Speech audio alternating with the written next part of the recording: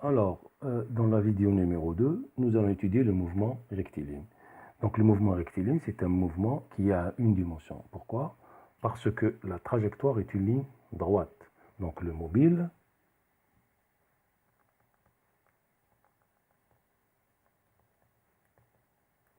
est en mouvement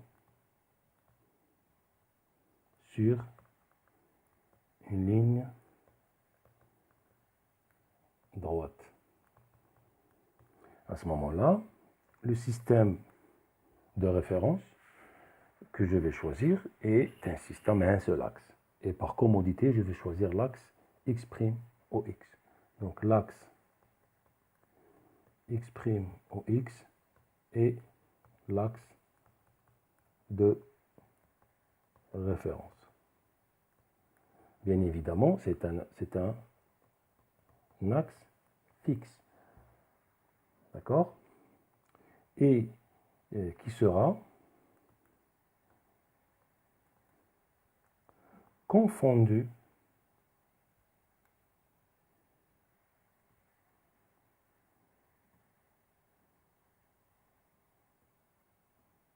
avec la trajectoire.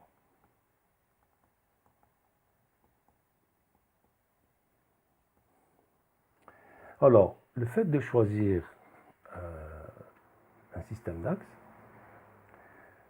les notions qu'on va étudier, forcément, seront des notions vectorielles. Donc, dans ce cours, même le mouvement rectiligne, on va le traiter dans le cadre de la représentation vectorielle. Alors maintenant, nous allons tracer notre trajectoire.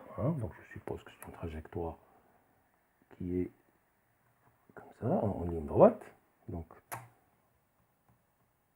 trajectoire, la ligne bleue.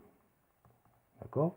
Qu'est-ce que je vais faire? Je vais confondre l'axe X'(OX) avec la trajectoire. Je vais choisir de gauche à droite.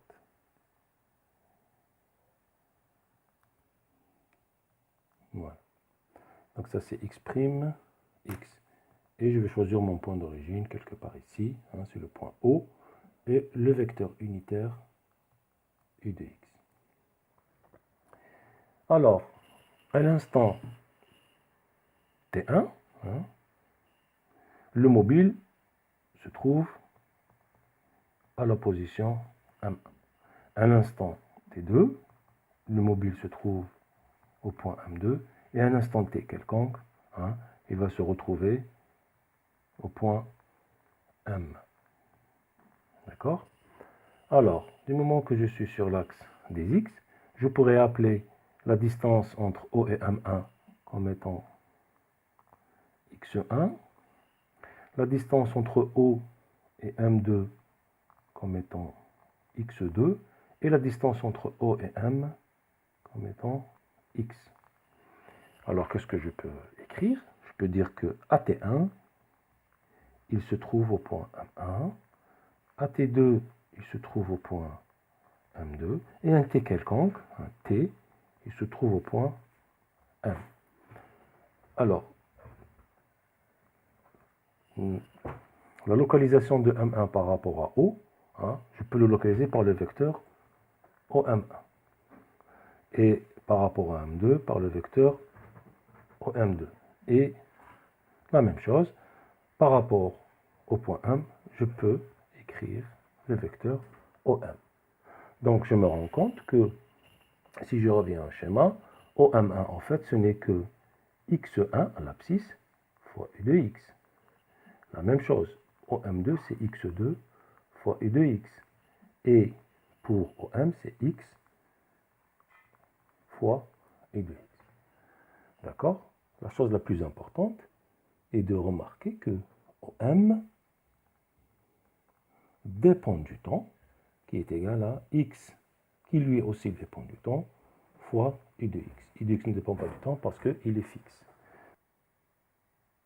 Alors, comment on va définir le vecteur OM de t? Eh bien, tout simplement, c'est le vecteur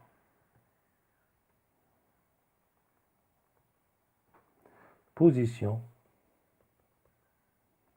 du mobile à l'instant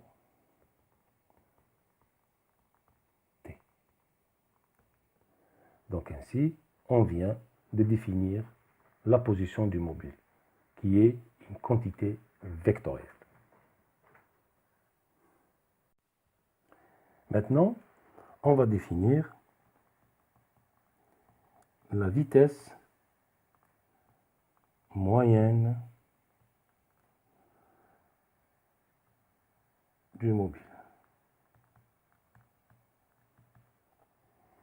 Alors, la vitesse moyenne du mobile est aussi un vecteur, Vm, et il est toujours défini dans un intervalle. Donc, toute valeur moyenne est définie dans un intervalle. Donc, Vm entre deux instants t1, t2 est égal à la position du mobile à l'instant t2, qui est la position finale, OM à l'instant t2, moins la position du mobile à l'instant initial, qui est t1, sur l'intervalle de temps t2 moins t1. Donc je peux l'écrire comme étant x à l'instant t2 moins x à l'instant t1 fois u de x divisé par t2 moins t1. Ou bien tout simplement, je peux l'écrire aussi comme étant delta x sur delta t fois u de x. Maintenant, je peux définir la vitesse instantanée,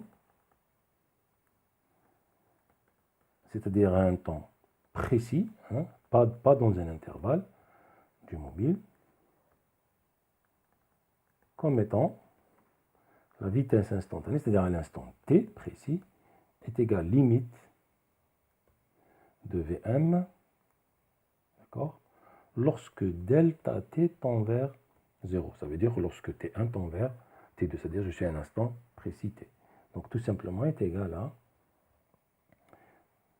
la limite de delta t, la limite de Vm lorsque delta t tend vers 0, ce n'est que la définition de la dérivée. Donc ce sera d2 en m sur dt. Si je remplace, ça sera d de x sur dt fois u de x. Il faut noter que u de x est un vecteur fixe. On avait dit que le repère, ou bien le système de référence qu'on a choisi, est un repère fixe. Donc u de x ne change ni en module, ni en direction. D'accord? Donc sa dérivée par rapport au temps est égale à 0. Parce qu'en principe, il fallait ajouter x d de u de x sur dt, mais u de x est fixe parce que le référentiel choisi est fixe. Donc il ne change ni de direction, ni de module. Donc cette quantité est égale à 0. Conclusion,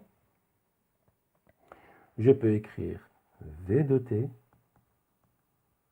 est égal à dx sur dt fois u de x.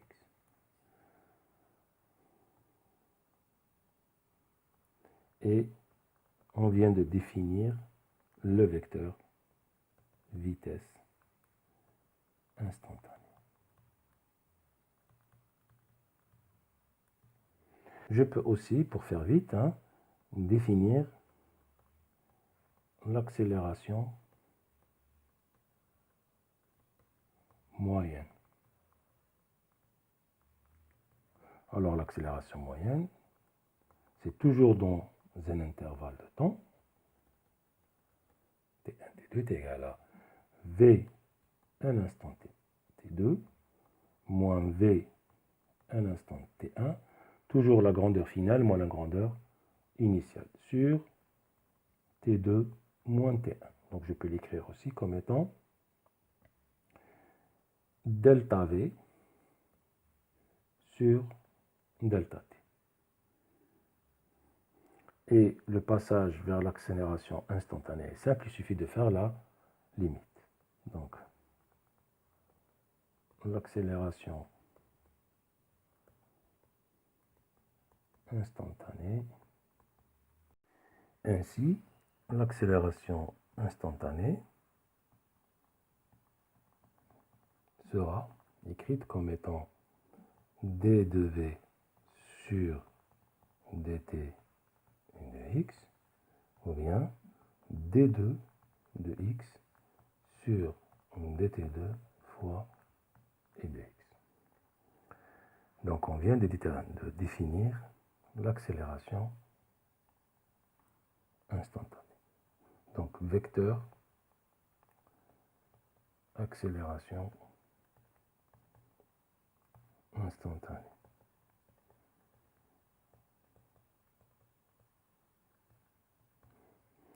Alors, si je récapitule, on a défini 3 grandeurs vectorielles. Donc le vecteur position,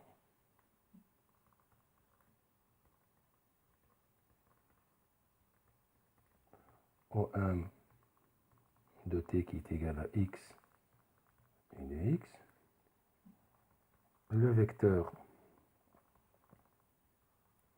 vitesse, v de t, qui est égal à dx sur dt fois e de x, et le vecteur accélération qui est égal à d de v sur dt et de x, ou bien d de x sur dt2 et de x.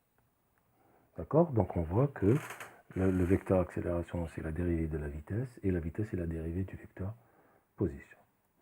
Alors, le mouvement rectiligne a des propriétés que nous allons voir. D'abord, nous allons voir les différents types du mouvement rectiligne. Donc nous allons définir type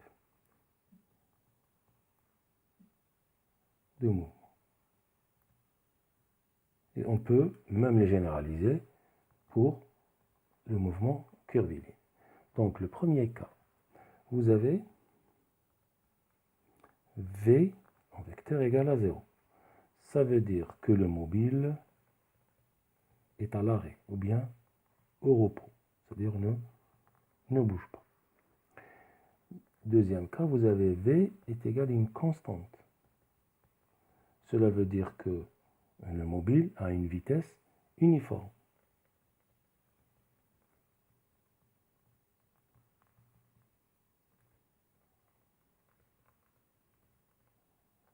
D'accord? Et faites très attention, la vitesse est un vecteur. Ça veut dire que le vecteur vitesse, il est constant en module et constant en direction. D'accord? Il faut faire très attention avec ces notions. Le fait d'avoir un module constant ne veut pas dire que la vitesse est constante. Le fait que la direction de la vitesse soit constante ne veut pas dire non plus que la vitesse est constante. Pour que la vitesse soit constante, le vecteur vitesse soit constant, il faut absolument que ces deux grandeurs soient constantes dans le temps. Module et direction. À ce moment-là, le mouvement est dit mouvement uniforme. D'accord? Donc, mouvement uniforme. Donc le mouvement rectiligne est un mouvement uniforme. Dans ce cas-là. Par contre, si vous avez A égale constante en vecteur, on peut dire que le mobile a une accélération uniforme. D'accord? Et le mouvement est dit uniformément varier. D'accord? Bien sûr, lorsque vous avez V est égal à constante, ça va de soi que A égale à 0. D'accord? Alors, donc vous avez, selon les valeurs de V et de A, hein, vous avez les types du mouvement. Bien sûr, lorsque A est quelconque, ça veut dire qu'il n'est pas constant, hein, le mouvement, il dit quelconque. Et quelconque aussi. D'accord? Donc voilà pour les types de mouvements. Donc soit soit le mobile est au repos, si la vitesse est égale à 0. Si la vitesse est constante, en module et en direction, bien l'accélération est nulle, le mobile a une vitesse uniforme. Donc le mouvement est des mouvements uniformes. Par contre, si l'accélération est constante, toujours en module et en direction, le mobile a une accélération uniforme. À ce moment-là, le mouvement est dit uniformément varie. Par contre, si A est quelconque, le mouvement est dit quelconque. Alors, pour étudier les phases de mouvement, on va étudier une propriété très importante qu'on a déjà vue, hein, qui concerne les vecteurs, c'est le produit scalaire. Donc le produit scalaire A fois V, hein, qui est égal à dV sur dt fois V. D'accord? Qu'est-ce qu'il nous donne comme information? Il nous donne l'information suivante. S'il est positif,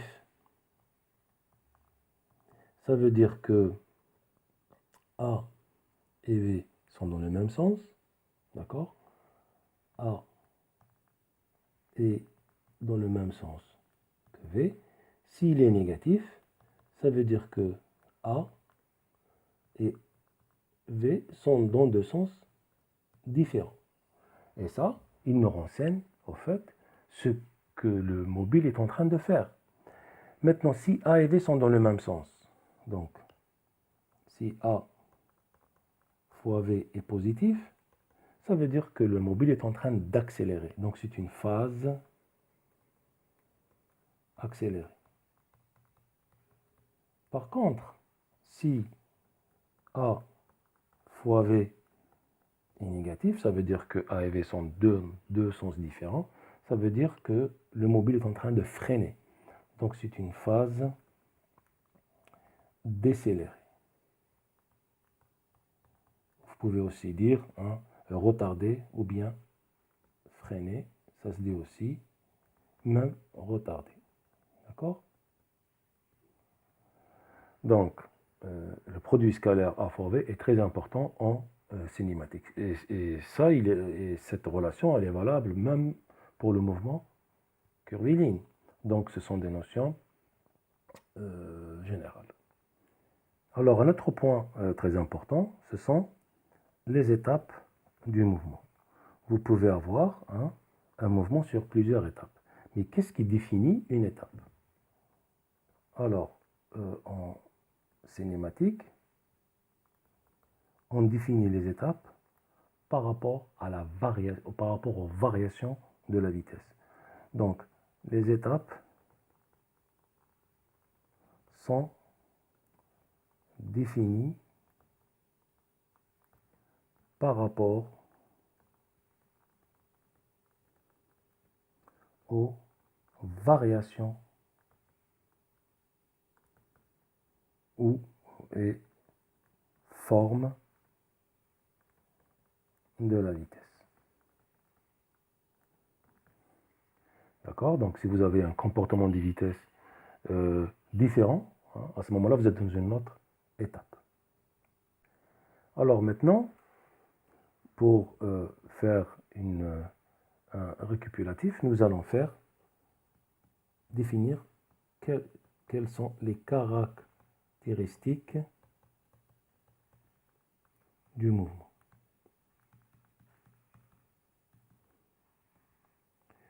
Alors, Le mouvement est caractérisé d'abord par sa nature, qui est donnée par la forme de la trajectoire. D'accord? Si la trajectoire est rectiligne, le mouvement est des rectilignes. Si la trajectoire est curviligne, le mouvement est des curvilignes. Donc on a deux types de trajectoires, de nature rectiligne ou curviligne.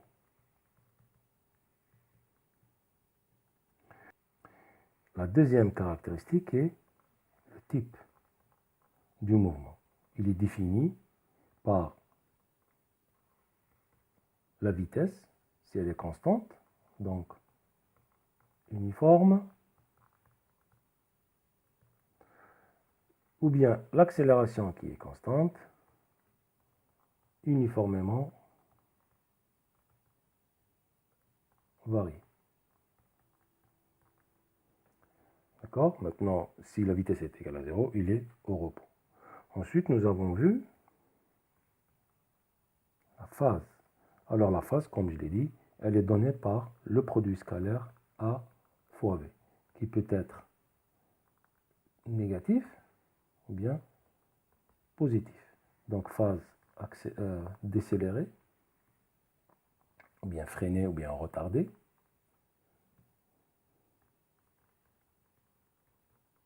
Ou bien accélérée.